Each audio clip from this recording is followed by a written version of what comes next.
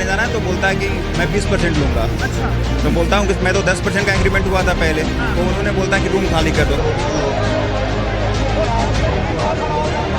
इसको pre plan murder कह सकते हैं, सीधी साफ बात है। टाइम देश की राजधानी में सड़क पे बैठ के पढ़ने के अलावा और सेवन लोक कल्याण मार्ग जहाँ पे हमारे पीएम रहते हैं वहाँ पे बैठ के पढ़ने के अलावा कोई भी जगह सेफ नहीं है। यहाँ का सीएम जेल में बैठ के सरकार चला सकता है, तो एक चेक साइन करने में राव आईएएस के डायरेक्टर को क्या दिक्कत हो रही है? ताकि ये हत्या है कोई नेग्लिजेंस की वजह से हुआ है पूरी तरह से, तो उन पर कार्रवाई होनी चाहिए। इस इंसिडेंट से इस चीज़ का प्रश्न चिन्ह खड़ा होता है कि छात्र इस देश का सुरक्षित नहीं है।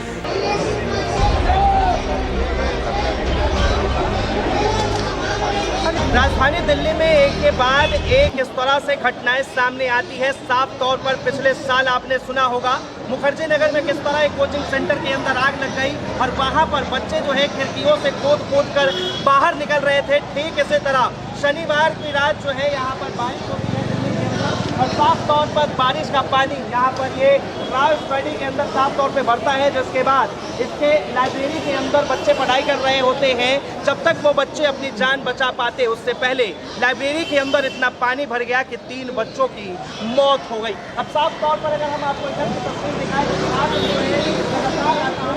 तो वो प्रोटेस्ट कर रहे हैं, लेकिन यहाँ पर साफ तौर पर दिल्ली पुलिस और आरपीएफ की टीम को तैनात कर दिया गया है।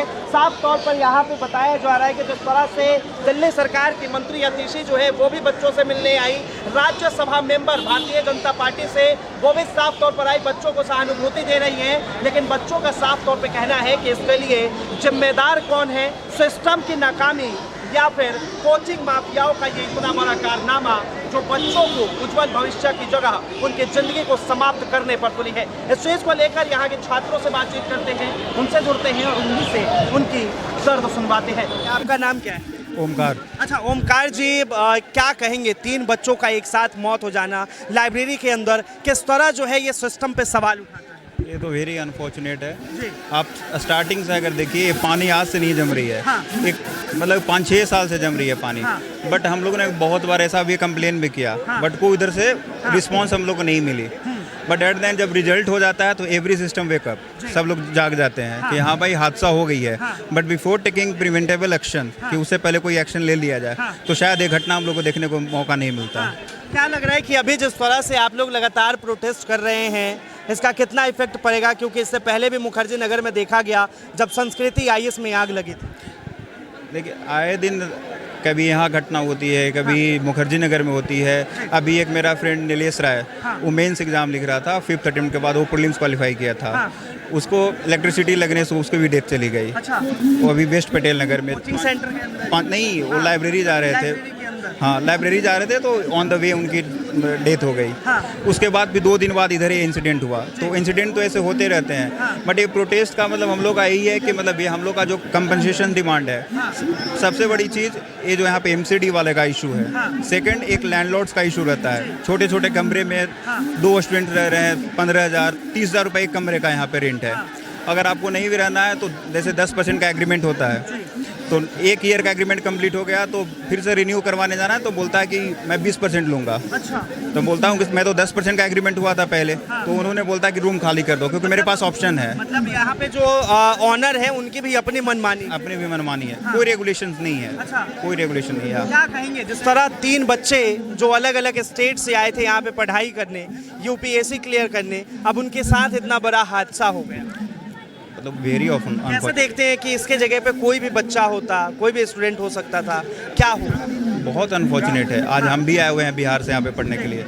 आज आप ही का कोई बच्चा यहाँ पे पढ़ता, आपके साथ होता तो क्या होता इंसिडेंट?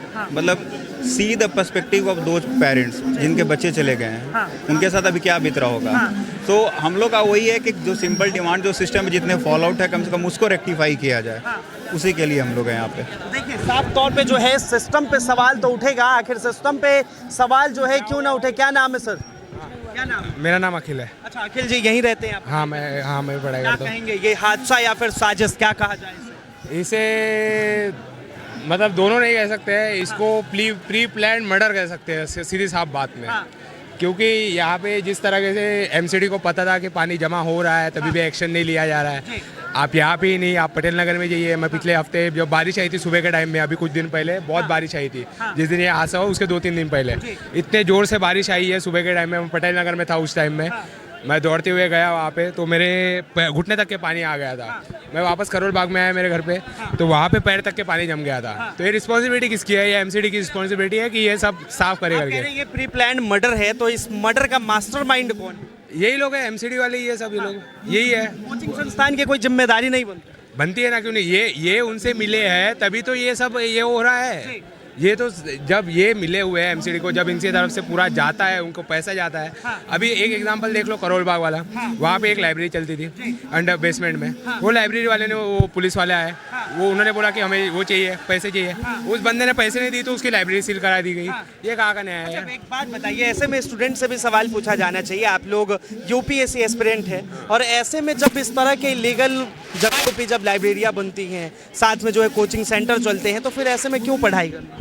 क्यों मतलब यहाँ पे एक है ना जो माहौल है यहाँ पे, जो लोग बोलते हैं कि नहीं यार दिल्ली हो रहा है नगर, वहाँ पे यूपीएससी की पढ़ाई करती है। इन्फ्लुएंस कोई भी हो जाता है यार, पूरे ऑल ओवर इंडिया से लड़के केरला से आते हैं, कन्याकुमारी से आते हैं, यहाँ पे आके पढ़ाई करते हैं यार। उनको भी लगता है यार हमारा भी कुछ हो जाएगा करके यहाँ पे अगर हम पढ़ाई करेंगे तो।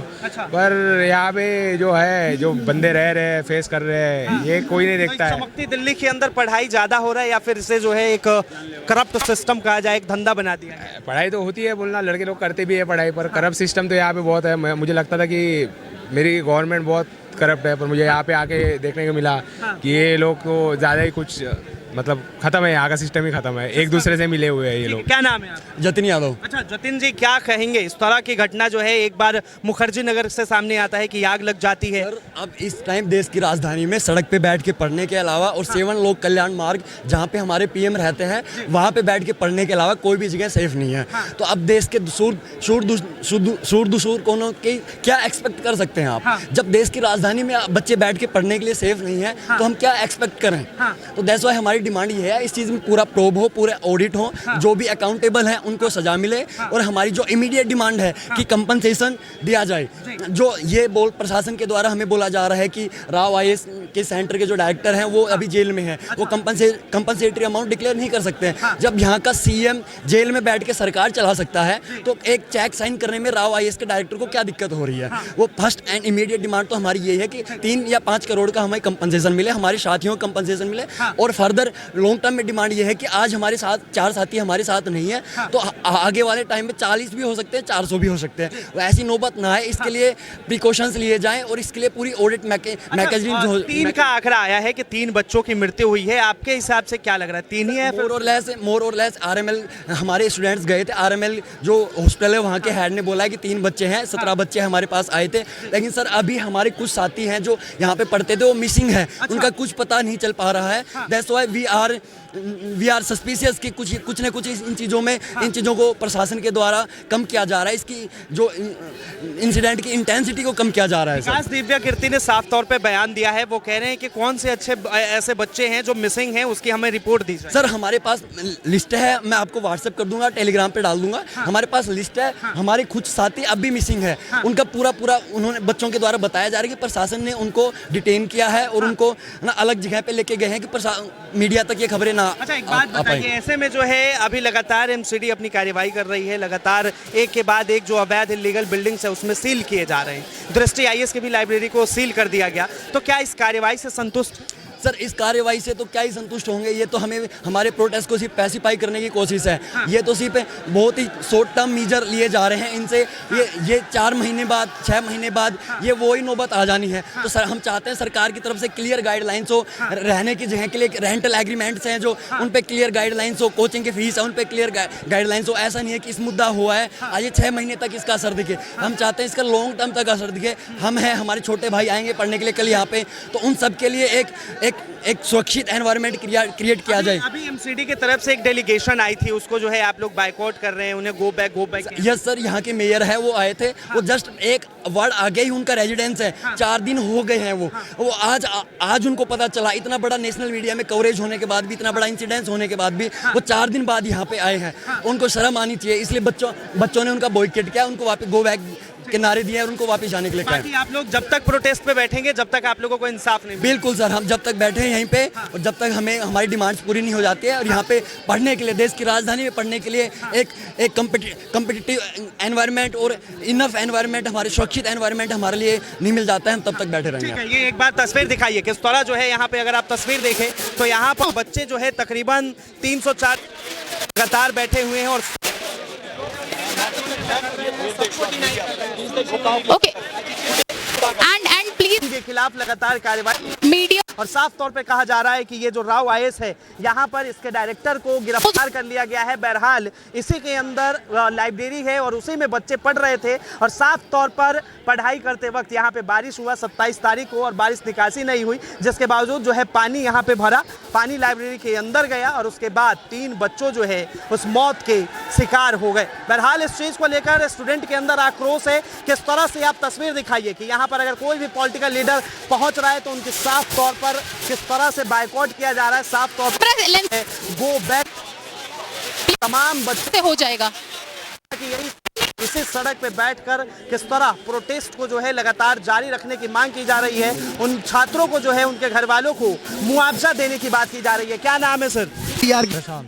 प्रशांत जी यही पढ़ाई करते हैं आप? जी जी बिल्कुल। क्या कहेंगे, ये प्रोटेस्ट लगातार आप लोग 3-4 दिनों से कर रहे हैं, क्या असर दिख रहा है? असर क्या, कार्रवाई के नाम पे खाना पूर्ति की गई है। अब हाँ बिल्कुल, एमसीडी के कितने अफसर नफे, आज हाईकोर्ट का भी आप देखे होंगे स्टेटमेंट आया है, तो खाना पूर्ति है। चलिए कोचिंग वाले को वेस्ट जाके ग्राउंड फ्लोर पे चला रहते हैं, ठीक है, लेकिन वो गाड़ी वाला रोड पे नहीं जाएगा तो हवाई जहाज पे ऊपर चलेगा क्या? उसकी क्या गलती थी? मतलब जबरदस्ती किसी पे भी थोपा जा रहा है। वो कह रहे हैं कि वो गाड़ी वाला जो है ठोक दिया और उसकी वजह से पानी लाइब्रेरी के अंदर चली गई। तो पहला सवाल तो ये कि रोड पे पानी जमा कैसे? अच्छा, जब सीवरेज की सफाई हो जाती है, डिसिल्टेशन हो जाता है तो पानी जमता ही नहीं। ये तो आम समस्या है, तो एमसीडी की जिम्मेवारी, दिल्ली सरकार की जिम्मेवारी है। तो एक बात बताइए, साफ तौर पे कहा जा रहा है कि जिस तरह से इसके अभी तक जो है इसके टीचर या कोई आप लोगों से मिलने आए यहाँ पे? हाँ, बहुत सारे टीचर फैकल्टी आए हैं, कोई बड़ा नाम जो आप यूट्यूब पे देखते हैं वो नहीं आया, टीचर आए हैं। अभी तक जो है आप लोग कह रहे थे कि विकास दिव्या कीर्ति अवध ओझा ये सब कोई नहीं आए बच्चों से मिलने? नहीं, बड़ा नाम नहीं आया, लेकिन टीचर आए हैं और सब फैकल्टी आए हैं जिनसे हम लोग पढ़ते थे। विभास सर हैं इकोनॉमिक्स के, सोशियोलॉजी के, यहाँ पे उनका नाम राज सर हैं, वो सब आए हैं, वो सब सपोर्ट दे के गए हैं और हम लोग के साथ खड़े हैं। बड़ा नाम जो यूट्यूब पे देखते हैं वो सब नहीं है। तो क्या लग रहा है कि मतलब ये जो आप लोग प्रोटेस्ट कर रहे हैं साफ तौर पर मुआवजे की मांग है? मुआवजा भी है और जो कल्प्रिट्स हैं इसमें, क्या कि ये हत्या है, कोई नेग्लिजेंस की वजह से हुआ है पूरी तरह से, तो उन पे कार्रवाई होनी चाहिए। पूरे एमसीडी के अधिकारियों और जो भी यहाँ के काउंसलर हैं, यहाँ के मेयर हैं, सबकी जिम्मेदारी तय होनी चाहिए। तो देखिए, आखिर सबसे बड़ा सवाल के सवाल का जवाब कौन देगा? ये जो जिम्मेदारी है वो किसके सर पे जाएगी? क्या नाम है आपका? आर्यन चौधरी। अच्छा, आर्यन जी यहीं रहते हैं आप? जी जी। क्या कहेंगे, ये इतना बड़ा हादसा, इसे हादसा कहा जाए या फिर साजिश?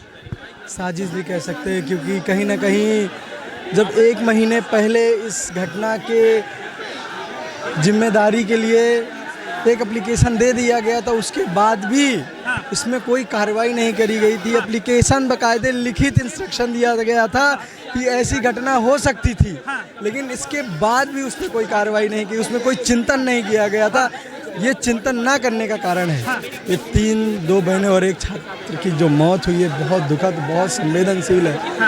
ये छात्र का विषय है, आने वाले समय युवा देश का भविष्य है, आने वाली जो अर्थव्यवस्था नीति का निर्धारण करने वाला युवा है, उसके साथ ऐसा हो रहा है कि इस देश में कौन सुरक्षित है, इस चीज़ का प्रश्न चिन्ह खड़ा होता है। इस इंसिडेंट से इस चीज़ का प्रश्न चिन्ह खड़ा होता है कि छात्र इस देश का सुरक्षित नहीं है। ये लड़ाई केवल दिल्ली के राजेंद्र नगर की लड़ाई नहीं है, ये लड़ाई पूरे देश की लड़ाई है। ये लड़ाई प्रत्येक विद्यार्थी, प्रत्येक छात्र समुदाय की लड़ाई है और इस लड़ाई को हम छात्रों को न्याय की लड़ाई तक लेके जाकर रहेंगे। जी देखिए, तो साफ तौर पर छात्रों के अंदर आक्रोश है और एक बार तस्वीर दिखाइए, इधर एक बार तस्वीर दिखाइए, किस तरह जो है आपको यहाँ का तस्वीर दिखेगा, सड़कों पर छात्र दिखेंगे। जिन छात्रों के हाथ में किताब होनी चाहिए इस वक्त, वो छात्र जो है लगातार प्रोटेस्ट पे बैठे हैं और साफ तौर पे यहाँ एक बार फिर से एक बार तस्वीर दिखाइए कि ये वही कोचिंग सेंटर है जिसके अंदर पढ़ाई चल रहा था। इस वक्त अगर हम आपको यहाँ की तस्वीर दिखाएं तो किस तरह जो है यहाँ पर आरपीएफ की टुकड़ी को तैनात किया गया है, दिल्ली पुलिस की बैरिकेड्स लगे हैं और साफ तौर पर यहाँ पर छात्रों का उग्र प्रदर्शन ना हो, जिस चीज़ को लेकर बैरिगेटिंग किए गए हैं, लेकिन छात्रों का सवाल एक ही कि आखिर इस चीज़ की जिम्मेदारी किसके ऊपर होगी। एमसीडी का आखिर आंख अभी ही क्यों खुला, उन्होंने जो है अभी ही क्यों लाइब्रेरी को सील किए, इससे पहले क्यों नहीं, जबकि उन्हें जो चिट्ठी लिखित में पहले ही दे दी गई थी। बहरहाल इस चीज़ को लेकर आप क्या सोचते हैं, अपनी राय जरूर बताएं। फिलहाल के लिए इतना ही। कैमरा जर्नलिस्ट शानू कुमार झा के साथ मैं विनायक कुमार, राष्ट्रीय स्वागत।